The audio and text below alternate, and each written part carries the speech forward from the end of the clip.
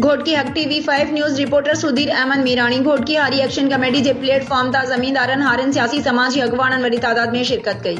जेका press club Ghotki खां पैदल रैली जी सूरत में गुलाम मंडी घोटकी ताईं रैली कढी वई, जिते ज़ोरदार नारा हया विया त हारन जे बचड़न जो माशी क़त्लेआम बंद कयो ऐं नारेबाज़ी कई वई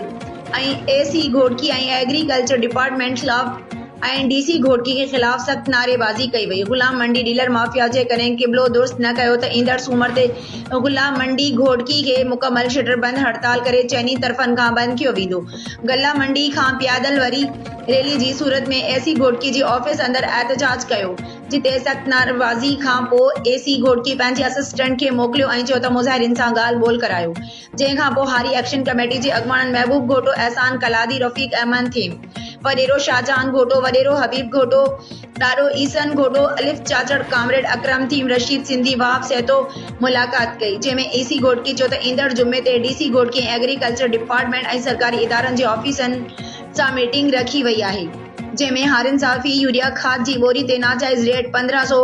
वठण नाइंसाफ़ी आहे, जंहिं ते गल्ला मंडी घोटकी जे डीलरनि खिलाफ सख्त कानूनी कार्रवाई कई वेंदी ऐं जेकॾहिं सरकारी रेट लिस्ट ते अमल न थियो दुकान सील कया वेंदा। हारी ज़िम्मेदार मुतमैन थी धरणो ख़त्म कियो वियो।